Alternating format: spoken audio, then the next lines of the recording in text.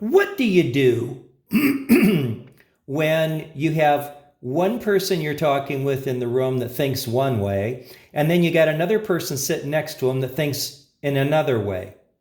How do you create a bridge? You listen and you talk, and you explore the advantages and disadvantages of each position. And you try not to pick a winner and loser, but indeed to bring the thinking together so that hopefully together you can agree on how to craft a response. And you use the differences between the two as thought points about the risks associated with the decision you're about to make. Why does somebody think it's a good idea to go one way but not another, and vice versa?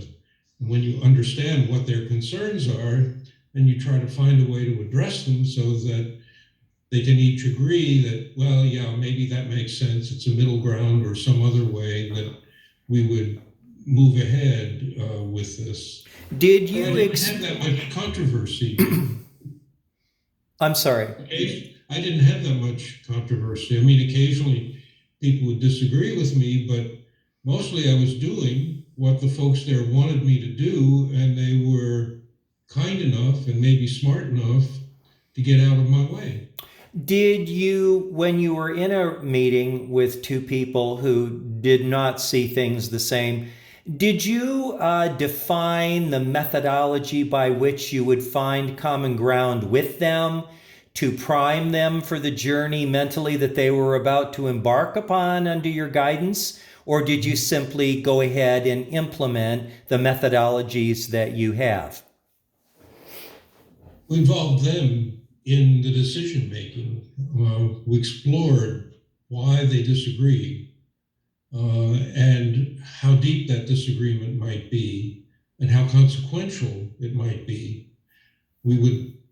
I wanted to move ahead. When I needed to have both as partners, I wanted to move ahead in concert. So I tried not to pick a winner and a loser if I could avoid it. I tried to create a team where we agreed that we would move ahead and we would stay flexible.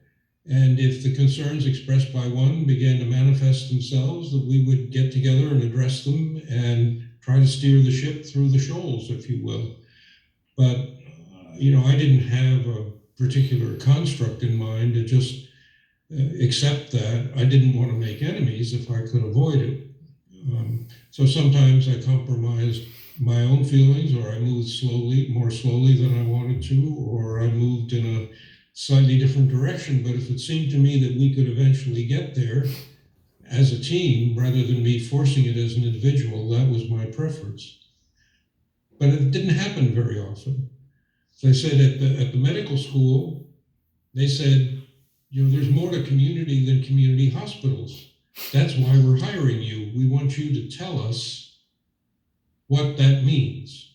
What can we do as a medical school to link up with the health department and the broader community at large? And of course, medical school now, we're looking at Northeast Ohio with the exception of the Cleveland area. So we're Akron, Kent, Youngstown, Canton are all part of this catchment area for the medical school. So it was a much broader, at least geographically speaking, a much broader area of concern than I had as the health director for the city of Akron. How did you learn to think along multiple lines at the same time? How did you develop the ability to accomplish really, truthfully, it reminds me of Bill Considine. When he retired, it took like 20 people to replace him. I'm not exaggerating. How did you develop the skill to juggle so many large strategic initiatives successfully at the same time? Where'd that come from? Well, I had a little bit of experience. The Peace Corps was very helpful. Remember, in the Peace Corps, we had a group of volunteers trained in TB control. We had the Peace Corps administration, We had the Bolivian Ministry of Public Health. We had the United States Agency for International Development was putting money into this. And we had a British pharmaceutical company who was supplying the pharmaceuticals. That meant we had to bring all those folks together.